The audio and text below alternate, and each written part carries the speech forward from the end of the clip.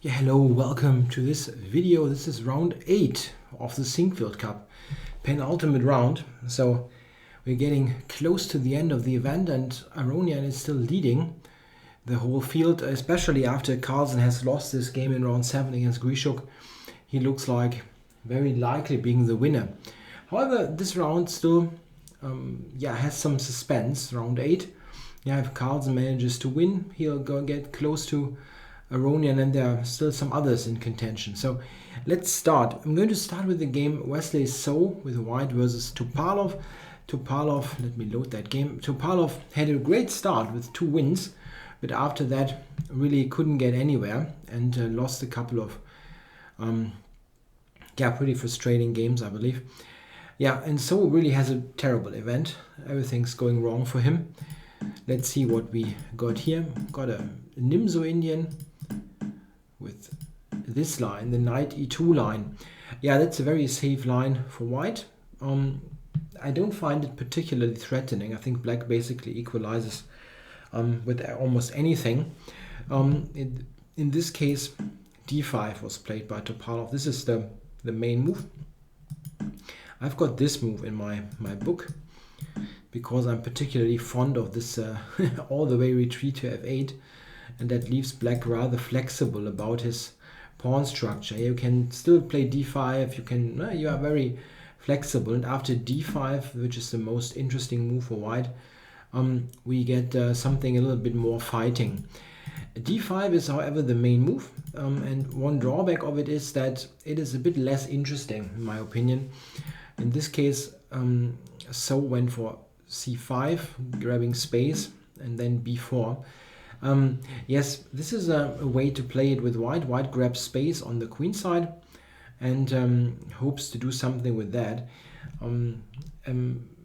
This can easily be compared to a line of the Queen's Gambit declined. Let's do one thing here. I know it's kind of a...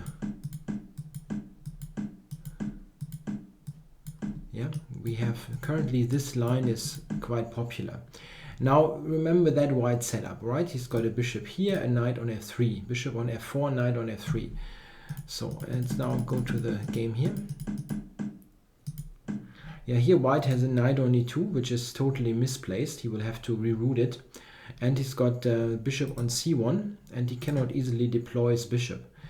On the positive side, black has spent 1 move, 2 moves, 3 moves with his bishop. So white has gained space. Yeah, he did that, and time. But the quality of his piece placement isn't that great. That being said, of course, white is totally solid. Yeah, we got some trades in.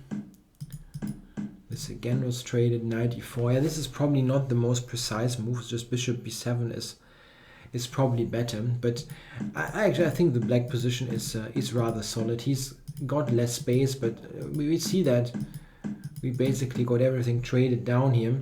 And here the only thing that black has to do is to stay alert to white once in a while threatening a little something, and if he does that, he's not going to lose the game.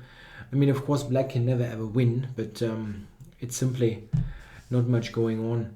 They continued this here for quite a while, but there's simply nothing to do. Yeah, it's really no use to look at. Yeah, we see that both sides, they had tons of time on the clock. They could really blitz that out. Yeah, I mean, really, how are you ever going to get anywhere or make a mistake? You just stay and that's it. Yeah, I mean, a couple of more moves and draw. Yeah, this was just very, very boring non-game in a way. As I said, the white line there is solid and everything, but to win a game with it is quite difficult. Okay, let's go to Giri Caruana. Next game to look at. Don't have a particular order. I'm just going to do the games that are most relevant for the final standings last. Yeah, we got a Grunfeld here, and yeah, one of the main lines nowadays against the Grunfeld. Caruana now comes up with an interesting move, e5. This is a very uncommon move. I have seen that idea, but so early on it is kind of unusual. I found a couple of games in my database, so it's not a novelty, but it's really rare. I don't think it's a particularly bad idea. It seems interesting. Black is attacking the center very, very directly, and White probably has to play as Giri now played. He played knight f3. I don't think that d5, for example, nets very much. This leads to a rather well-known structure, let's say after b6, where Black quite often will play f5 to get some play. Yeah, White has a protected passer, which is something, but it's not going to promote anytime soon, and Black has its play as well. This is the most normal move, I guess. There have also been games with this, but here Black is usually getting this back and seems interesting. Okay, knight f3, and now that was all traded down. Bishop b7, bishop out, and knight c6. So that's all very logical. We see that Black has traded the whole center. White, however, still has that pawn on e4 and maybe has a very slight advantage because of that pawn. It's, however, really nothing special. If we look what happened here, it seems that the slight advantage that White might had evaporated a little bit. Here knight g5 was an interesting opportunity. That has been suggested by Kasparov. He was attending that broadcast in the studio in St. Louis. Very interesting. And yeah, I didn't watch it, unfortunately. I just using the quotes that are in this commentary here by Mr. Ramirez. Yeah, knight g5 was Kasparov's suggestion, and it seems indeed a little bit better than what happened in the game. Best seems to be rook e7 to cover that pawn. And now something like h3, bishop back, and now from here maybe White has a little something like rook d1. It's nothing spectacular, but it is quite nice. There are some funny points. Yeah, for example, here h6, you have this strong move. Yeah, if Black takes here, we're taking here, and rook d8 is now quite nice for White. White had some chances here, but rook b1 was a little bit too meek probably. We now had some trades. Yeah. And the next interesting moment comes around here. Knight b5 was probably a bit better, staying near the queen side. The way it happened, Black actually won that pawn on a4. Yeah, White cannot really keep that pawn, and he gave it up. The thing is, it is not that terrible because this configuration is not especially active, and White gets to join is wrong. Gets to go in the 7th rank with his rook, and this is really, really active. White always should have enough activity to draw this. We can jump a little bit forward. White was staying active. That's all totally normal. And knight joins in. Black got this, but White has knight g4. Yeah, he's getting this one back. And again, we have a situation where these are not doing much, and White is very active. I think with precise play, the likelihood of a draw is very, very high. And we see after a couple of more moves, yeah, this happened, knight e5, rook f6, and here Giri commits a mistake. He had lots of time on the clock, so it's a bit surprising. Knight g4 was still good, just attacking that rook and stay active. He played rook c3, however, which is not really clear what it is doing. And after that, Caruana has the chance to go rook f5. And now it gets a bit awkward because that knight cannot move. Yeah, White is already forced to play this. Yeah, there was a threat of increasing that pressure on the knight, so he has to cover it beforehand. Yeah, and here Caruana played b6. After that, we pretty much by force land into the end game that we are going to get with some little twist. But the different approach here was Rook a3, that was a bit better, but difficult to see. This move was especially difficult to see. It's rather strange, but has this point.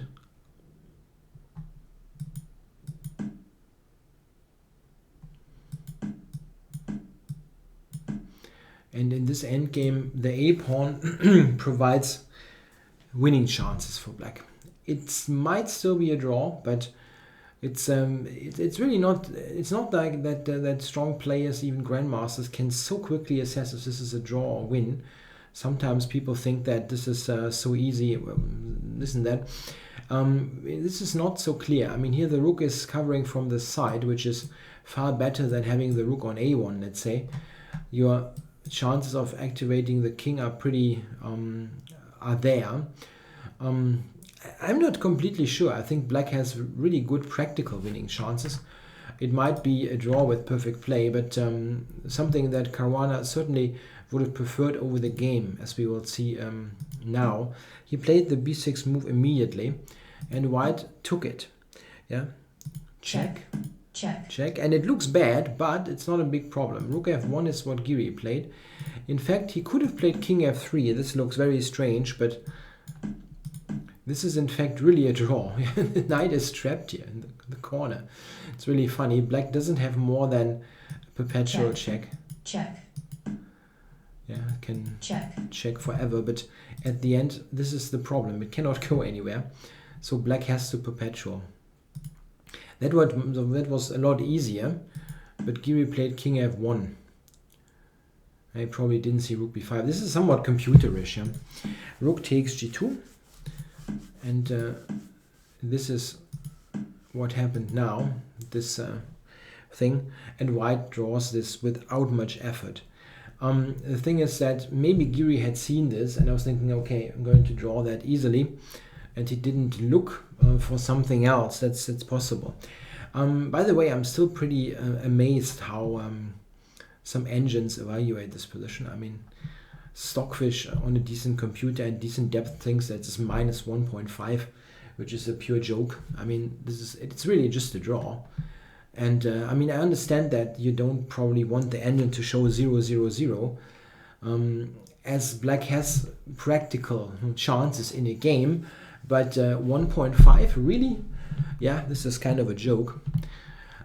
Because that 1.5 would mean to me like, okay, it's a pawn, maybe also like materially a pawn and something else. And this is really just a draw. So you cannot call it 1.5.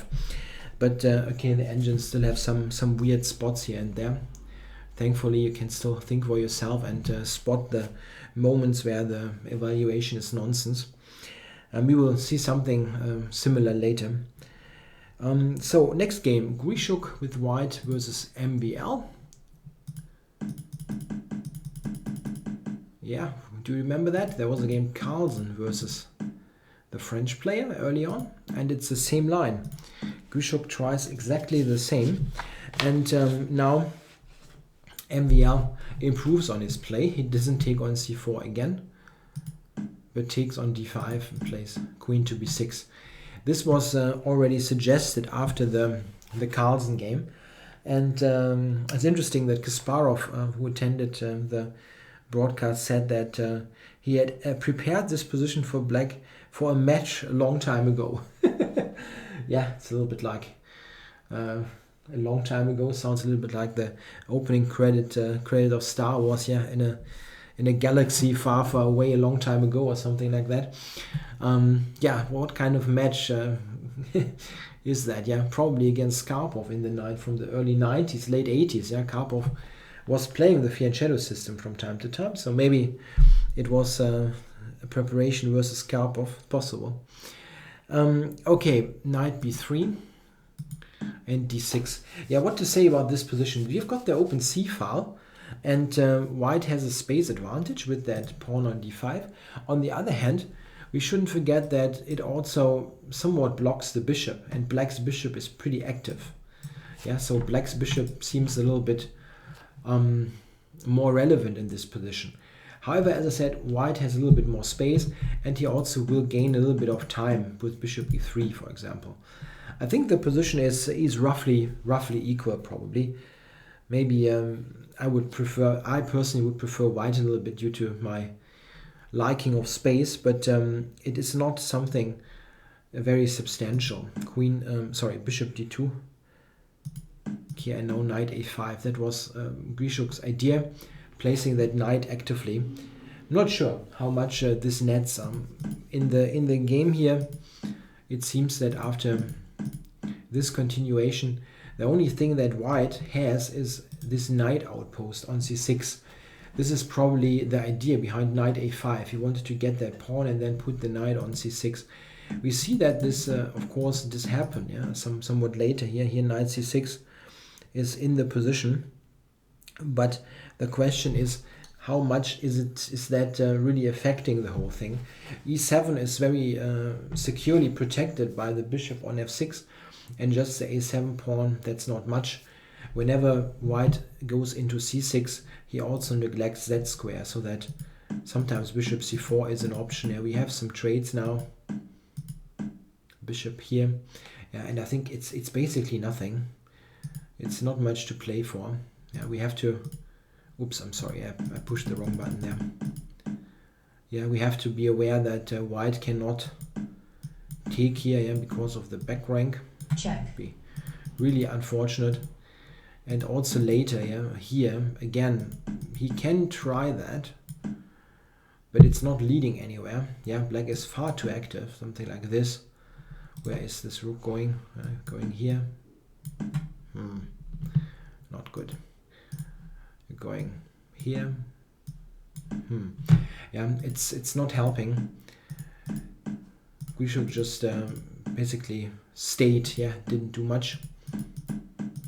We had a couple of move repetitions and now a draw. Agreed. Yeah, that was a bit too tame, probably, to get anywhere, and ultimately a not very exciting draw. Okay, let's go to Aronian Anand, our tournament leader. Levon Aronian versus former world champion Vishy Anand. Yeah, Anand not having a good event. Yeah, really not, but tries to hang in there. Yeah, we have an English opening again. Aronian going for c4. He did that earlier in the event with white versus Carlson, mixing up c4 and d4 nowadays quite a bit. Here we have bishop b4. Vishy is playing all lines here. He's playing d5, bishop c5, and bishop b4. Even knight d4. He's tried all of them. Bishop b4 has a very solid reputation. Yeah, it is quite comparable to the Rossolimo variation in the Sicilian defense with 3 bishop b5. One difference here, however, is that black always has this knight on c6, which is a difference to the Rossolimo, where white is often flexible with the c-pawn. It can often play c6. This makes the white reply knight d5 at some point interesting. Here, for example, Aronian played bishop g2, but knight d5 is also a very common reply to that, which is not so much a problem in the Rossolimo, as there is no knight on c3. Bishop g2 was played. All that looks very normal, and now again black has some choice. He can go rook e8, various things. He played e4. This is the most direct play. Knight g5, and now black has to give up his bishop there on c3. Yeah, takes, rook e8. Yeah, here white has a very fundamental choice. He needs to do something about this pawn and this knight on g5. If black gets to play, let's say, h6, and we have to go back to h3, this is not that brilliant. I mean, it's not terrible, but you don't really want the knight to go to the edge of the board that easily. And you want to do something about this pawn. The main moves here are f3 and d3. d3 is maybe the, I don't know, you can call it more conservative.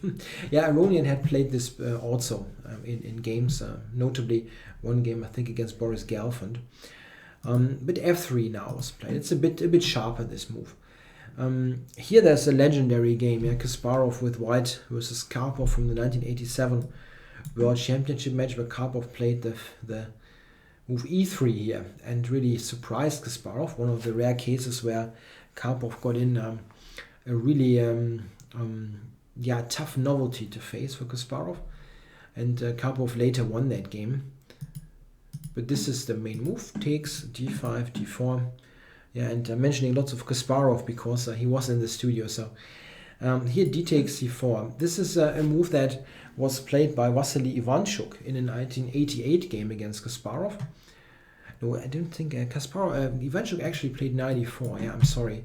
That was queen c2, takes rook b1, f5, and now the move g4. Very dynamic play by Kasparov. And Ivanchuk got crushed really, really quickly. Here the capture was played, bishop g5. Looks dangerous, yeah, with the pin there on that knight. Takes, takes, takes. And here first instinct is, knight e5 is strong. It is not that clear, however. Knight e5, queen e6. And now white doesn't have anything particularly great, yeah. For example, if he grabs here and now takes on f7, oops, I'm sorry, on f7, then queen e3 is actually winning for black. Yeah, we see that after something like this bishop, wow, no, bishop b7 is going to hit, and white is in total difficulties, will lose the game quickly. Knight e5 here, takes, takes, rook takes is also possible, but again, there's c5. A very strange position, but we shouldn't forget that white has this weakness with this king. Yeah? Something like a bishop to b7 and a queen to d5 would be very, very awkward to meet. And white also has kind of very, very shaky piece configuration here. So this is probably not that great. Yeah, Aronian went e4. That was all part of preparation here. Bishop g4 developing. Yeah, of course, taking now was really impossible due to this. Yeah, and multiple attacks there. Bishop g4, queen a4, queen d6. And now rook a to e1 was played by Aronian, maybe still part of the preparation. Queen c4 was maybe slightly better. The idea is that rook e4 is not working due to knight g5. White has to take that pawn there anyway, and probably you don't have to commit your rook on e1. Rook b8 and b5. That was also one thing that could have been avoided by the immediate queen c4. Now black gets counterplay with that pawn. Yeah, e5 now. Interesting. He could have moved the queen, of course, but black always has counterplay. This is something very, very obvious, let's say. If the c-pawn moves, then white is going to lose that pawn. So black has pressure on that center. e5 is probably the better choice. But now after this, we get a position, a pawn down. Check. Yeah, white is really a pawn down, but he's got activity. Yeah, attacking this, attacking this. This is a good move. It looks a bit strange, the edge of the board and everything, but ultimately, black has got a rather solid defensive setup. That knight is strange, but it can return, and black is protecting his weakness there on d5. White cannot enter on the 7th because of that knight. Yeah, a couple of moves later we got here, and now knight a6. Yeah, black played rook d7 here, preventing any knight c7 ideas, and now a4, king f8. And you see, you already have a suspicion there. Yeah, they repeated for a draw. A case where both sides really couldn't continue. It wasn't really possible. Around here, I mean, here black has to play rook d7 to keep d5 protected, knight c5. I mean, white cannot really play for a win. If black is given time, he just will maybe use his king in the defense. So you have to do this basically. And well, rook c7 is a case of what else? Do you really play here and give white this opportunity? There's no need. Yeah, so, I mean, black is not playing for a win with this. He's rather trying to trying to do some kind of stuntman routine. Yeah, can I survive this? And this is really not a good attitude. If you really have the choice between just drawing with a repetition and continuing in a position where you feel that you're not having any clear idea how to win, then you should really just take the draw. I mean, continuing just for the sake of not drawing is quite often a bad idea. Sometimes the position is just what it is and it has to be drawn. Here that happened. Okay, let's look at Carlson Nakamura then. Yeah, a modern classic, the two rivals there. Currently, Nakamura is he number 2? I mean, with the live ratings that changing daily, I think he might be, right? He's probably number 2 at the moment. So, Carlson has white. We've got a d4 opening. And again, we will see Carlson getting pressure. Yeah, I mean, I think he's really getting better positions with non-1e4. But anyway, just my take on it. Yeah, Nakamura plays bishop e7. He's playing the Queen's Gambit declined. This is Nakamura's super solid option against d4. And I mean, he's got many sharp openings in his repertoire. The King's Indian, Benoni sometimes, the Dutch. Yeah, and this is his solid option. He probably would have played something like the Tartakova or the Lasker if Carlson would have played knight f3, bishop g5. He played bishop f4, however. That's an interesting move. That's not seen so often. It's obviously very much related to this. But white is delaying the knight f3 move. It's an interesting choice. Also interesting that Nakamura still went for bishop e7, even though nowadays knight f6, the classical move, has gotten back into fashion as the exchange variation with c takes, e takes has lost some of its sting due to those ideas here with knight h5. With h6 inserted or not, it's both has been tried successfully. Still he plays bishop e7, bishop f4, and then e3. Castles, a3. An interesting move order, really interesting. What is the point? Yeah, one point is that the most reliable way nowadays to play against the knight f3 included line. I mean, just imagine the knight being here instead of a3 being played. In that position with the knight on f3, knight bd7 is the main move, which here can be answered with knight b5. That's the difference. In the other position, black has bishop b4 check, which makes knight b5 completely ridiculous.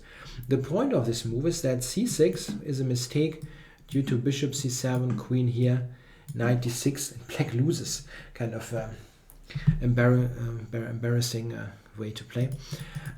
So black has to play knight e8. And now, after, for example, let me have a look there. There was a game... Just want to be precise. Knight f3, c6, back, and f5. This was played in a game Galfond with white against Aronian.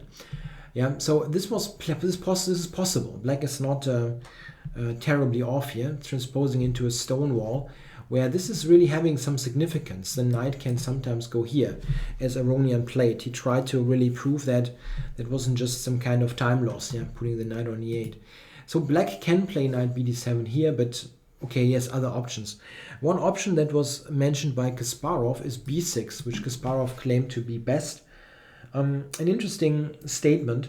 The relationship to the knight f3 b6 line is rather clear. Here a3 in a b6 structure looks relatively useless. It is never completely useless because bishop b4, for example, is an idea. Yeah, for example, let's just say white would trade. I'm just putting out some moves. And now you play this, for example. Without a3, there's obviously this check. So a3 is kind of useful, but I understand Kasparov's rationale there, that b6 is probably a good idea. It's more powerful for sure than with knight f3. But Nakamura played c5. Yeah, this is now transposing to the old main line of the bishop f4 system. Yeah, this is normally reached, if we go from here, this is normally reached via this move order. This is the same position as in the game. And nowadays, this has been less popular for black, quite clearly, because it's believed that white has a slight advantage. And this is exactly what happened in the game. Yeah? So somehow Carlson's move order brought Nakamura to play like this. Queen a5. Yeah, rook e8 was tried by Carlson there with black, yeah, in the World Championship match. But okay, we get to that rook d1 position.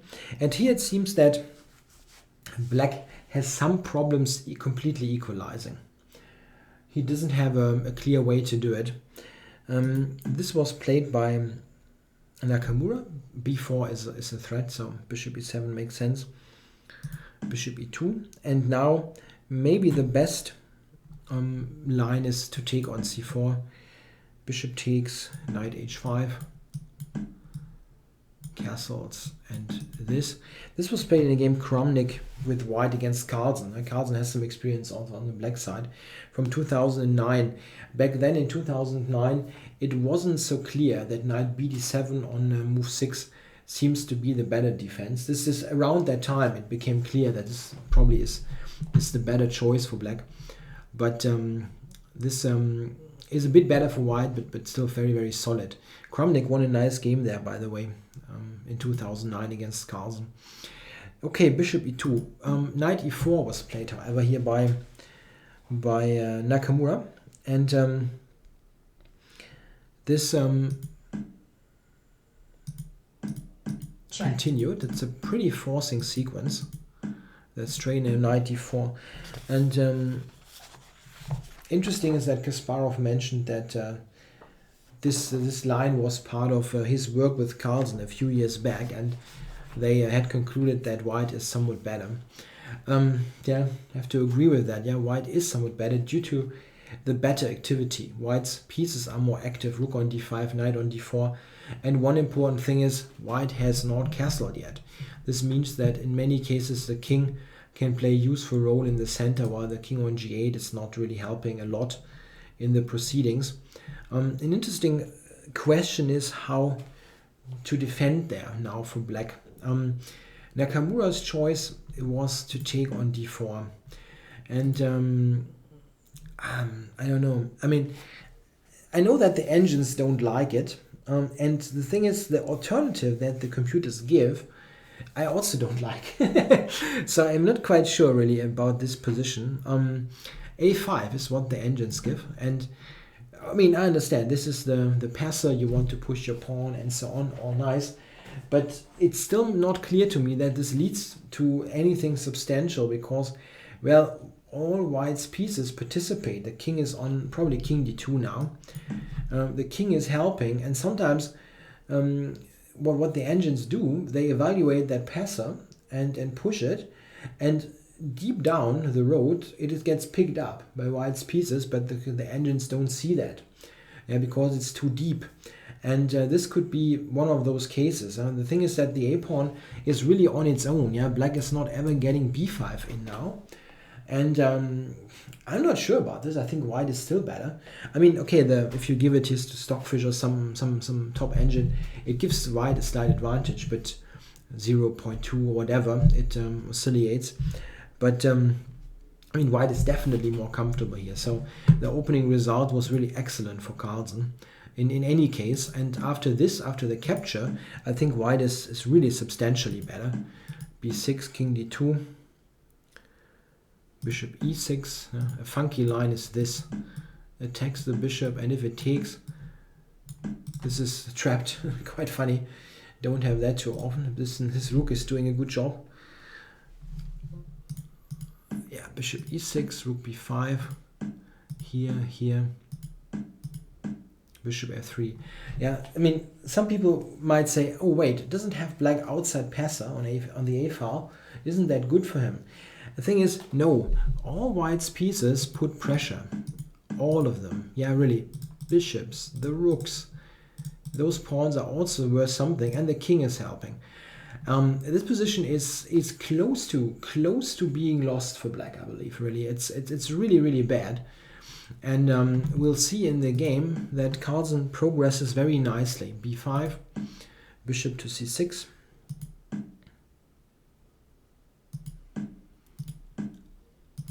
No, keeping that on the board. Yeah, and black has to do something. The a-pawn was hanging. And we see the big pressure now. Yeah, the b-pawn. And this is a somewhat unfortunate situation for black. You can never play the b pawn, and it's in general unclear what what you're doing really. Rook b8, d5, rook d8, and king d3.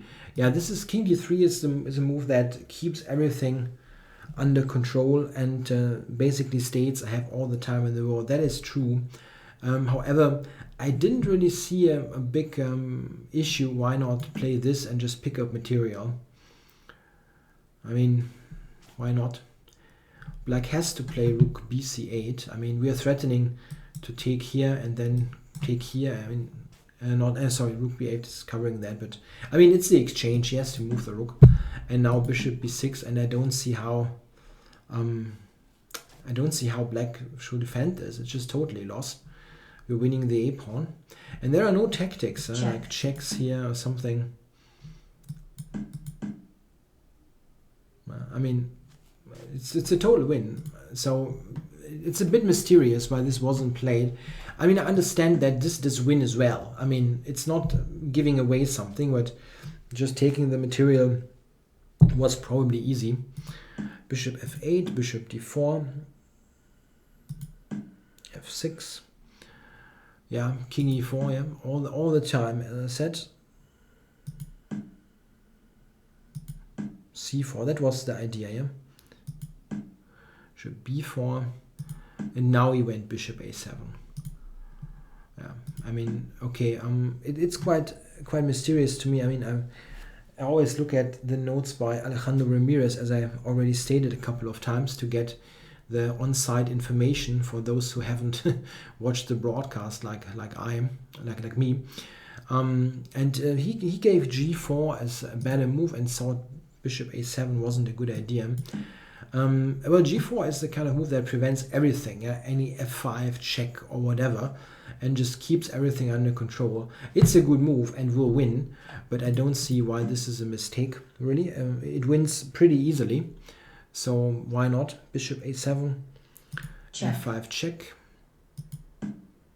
Yeah, going back. Yeah, if white takes, I mean, he could have done so. Okay, let's go to f3. That's a safe move. Rook bc8. Yeah, and now we get cb, bishop takes. This was the point here.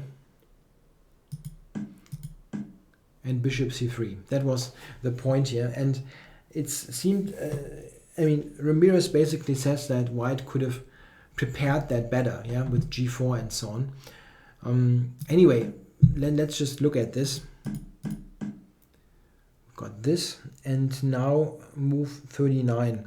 Yeah, this is the key position of that game, the total key position, and a really mysterious one, as the move played by Carlson is really bad. I mean, really bad. I don't really understand what was going on there, because I mean, it's hard to tell what he overlooked. This is the problem. This is what I'm saying. He had tons of time, and he played bishop e3 relatively quickly, as we see. I really don't understand what happened here. I mean, did he really overlook rook b8? I mean, hard to believe. The thing is, let's look at the move. I mean, this is bad because rook b8 now forces the trade of rooks. Bishop c4 is the only move. Takes, takes, and now we got this endgame.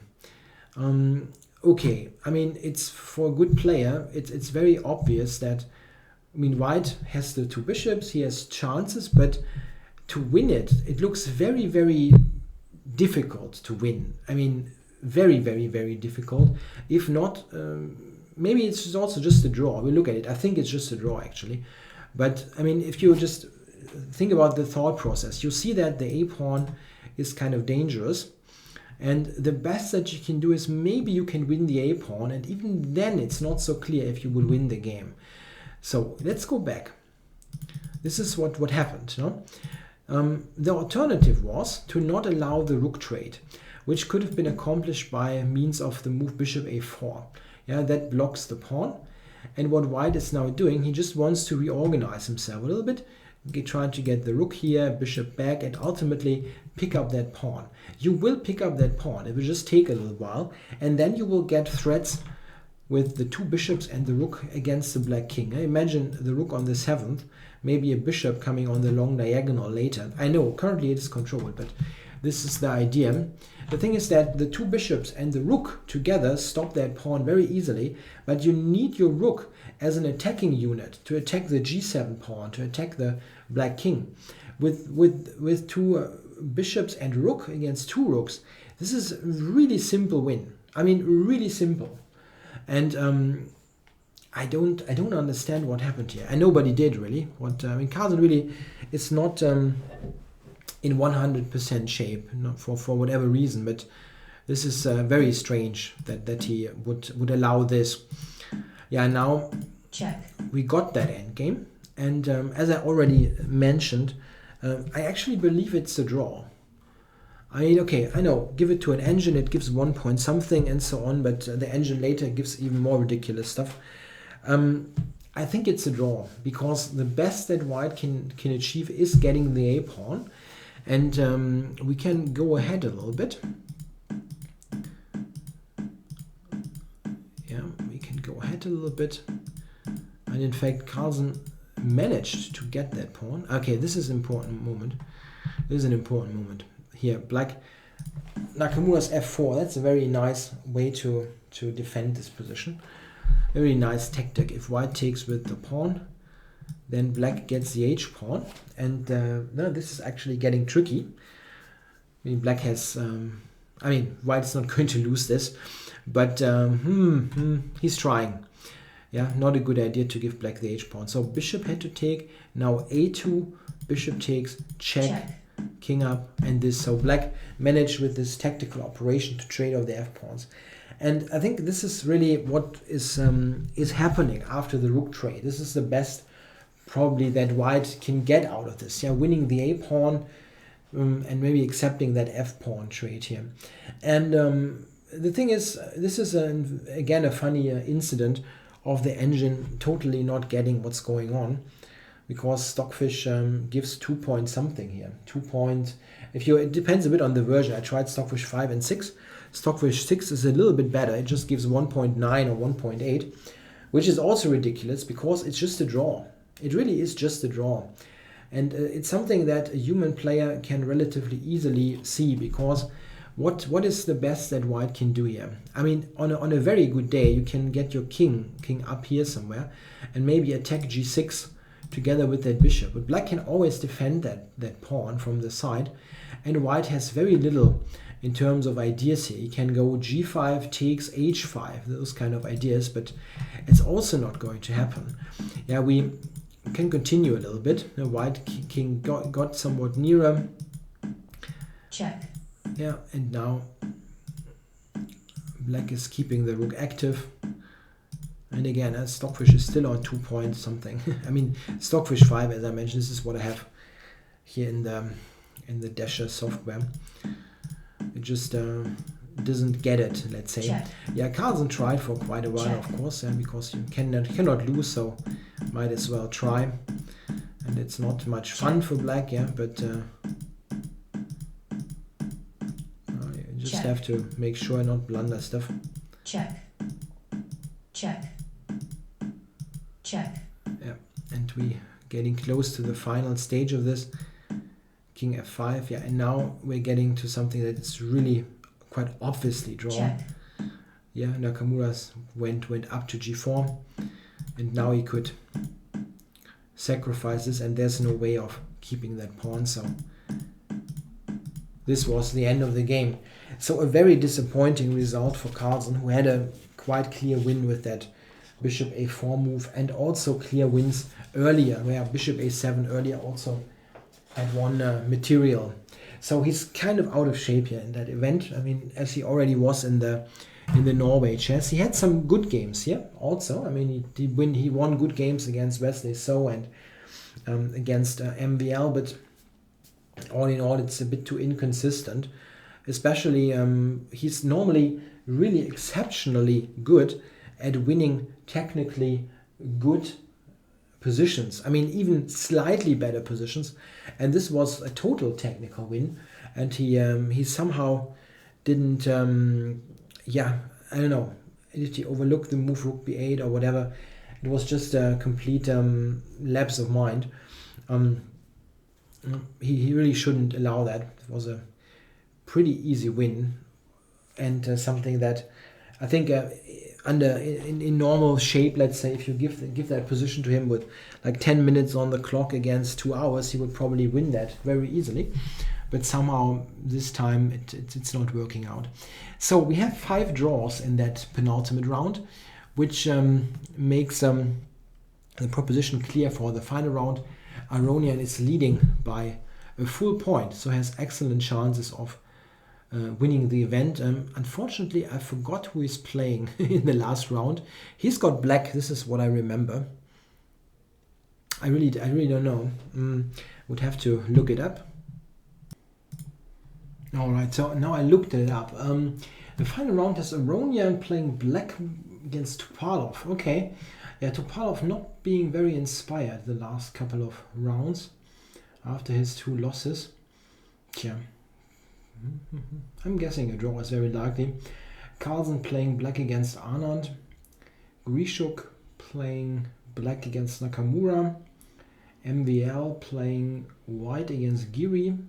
Yeah, so yeah, Giri, MVL, they both are on +1. We have a couple of players on +1. Giri, MVL, Carlson and Giri, and Aronian on +3. Yeah, most likely Aronian will draw against Topalov with black, and the other games, yeah, well, we will see. But he looks very likely that Levon will win his first tournament for ages. Yeah, very deservedly. So he was by far the most stable player in that event. Okay, well, thanks for watching.